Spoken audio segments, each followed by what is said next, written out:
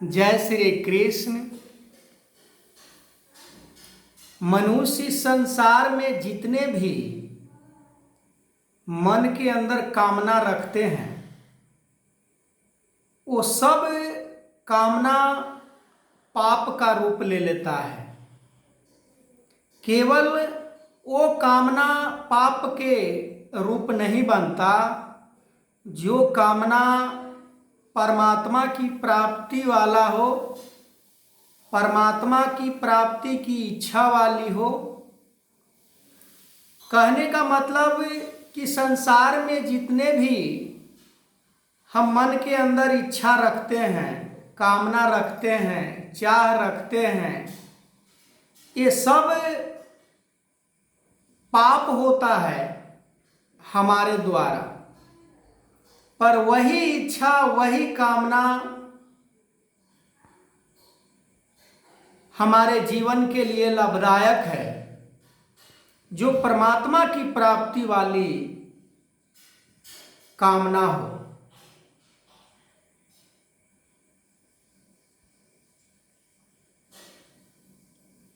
सेवा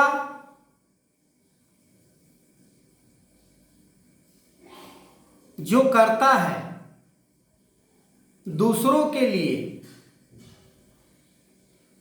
वो निस्वार्थ होता है, जो अपने लिए करता है वो पाप बन जाता है। ज्ञान योग, भक्ति योग, ज्ञान योग में यदि हम विचरण करते हैं तो परमात्मा की प्राप्ति होती है। ज्ञान योग को धारण करने के लिए पहले कर्म योग को धारण करना पड़ेगा। कर्म योग यानी निस्वार्थ दूसरे के हित के लिए सेवा, दूसरे की भला के लिए सेवा।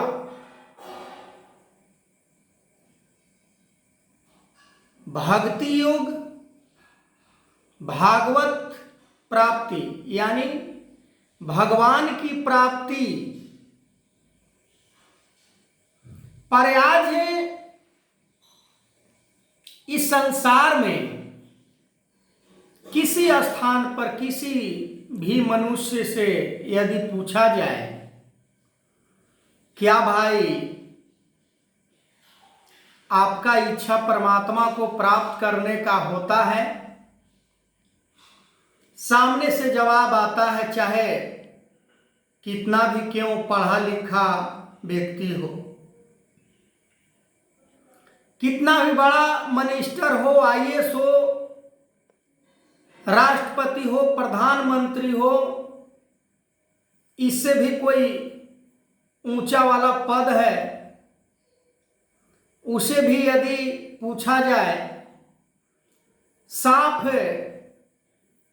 यही कहता है कि परमात्मा को कैसे प्राप्त किया जा सकता है। परमात्मा को प्राप्त किया ही नहीं जा सकता है। भला परमात्मा को किसी ने प्राप्त कर सकता है? परमात्मा प्राप्ति यानी परमात्मा को देखना। जिस तरह हम संसार के अनेकों चीजों को हम देखते हैं और उसके ऊपर हम लुभा जाते हैं कि हमें बहुत अच्छे चीज हाथ लग गया है, पर इस संसार में परमात्मा से अच्छा कुछ भी नहीं है। परमात्मा से अच्छा न मान है, परमात्मा से न अच्छा सम्मान है, परमात्मा से अच्छा न दौलत है, परमात्मा से अच्छा न शोहरत है, परमात्मा से अच्छा न सुंदरता है, परमात्मा से अच्छा न कोई नौकरी जॉब या किसी प्रकार के सुख या किसी प्रकार के वैभव। परमात्मा से सुंदर परमात्मा से अच्छे प्राप्ति मनुष्य के लिए इस संसार में और कुछ नहीं हो सकता है। पर हम क्यों नहीं परमात्मा को प्राप्त करना चाहते हैं? क्योंकि हमारा जो ज्ञान है उसके ऊपर अज्ञानता का परत इतना मोटा सा जम चुका है, बैठ चुका है कि हम उसे इतना आसानी से हटा नहीं सकते। जैसे हम किसी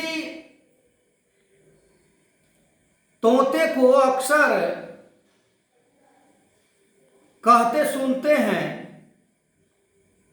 किसी के घर में हो या किसी व्यक्ति के पास तोता हो, रोज रोज एक ही शब्द को दोहराने का प्रयास किया जाता है।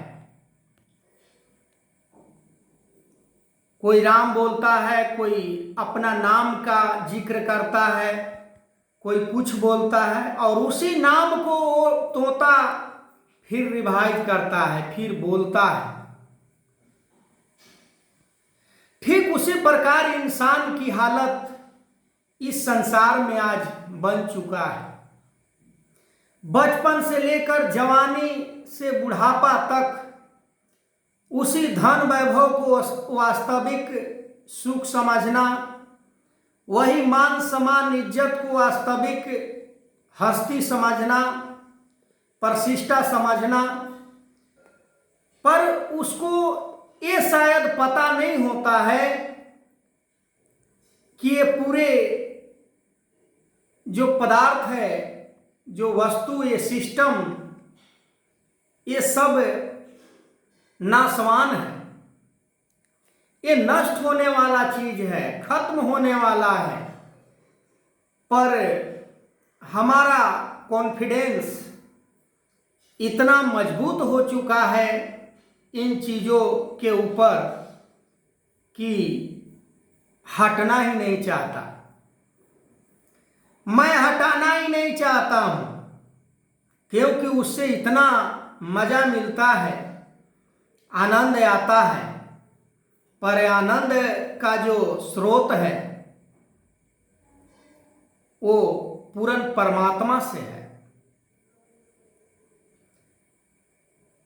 अच्छे भोजन कर लेना, अच्छे घर में विश्राम कर लेना, अच्छे वस्त्र पहन लेना, अच्छे गाड़ी से घूम लेना,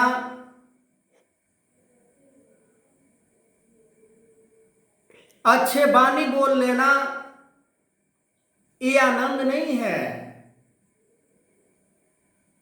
वास्तविक आनंद तब प्राप्त होता है मनुष्य के जीवन में जब भागवत परमात्मा की प्राप्ति हो जाती है। तब वो महसूस करता है कि आनंद से मैं ना जाने कितनों जन्मों से वंचित रहा और आज हमें ये आनंद प्राप्त हो रहा है। अपने आप को झूम उठता है, जैसे मोर रिमझिम बारिश में झूम उठता है। ठीक उसी प्रकार परमात्मा को प्राप्त करने वाला व्यक्ति को संसार में कुछ प्राप्त हो या ना हो, पर हर समय वो अपने आप को सुख महसूस करता है, अपने आप को सुकून महसूस करता है। आगे मैं इस वीडियो को कंटिन्यू करूंगा। तब तक के लिए जय श्री कृष्ण।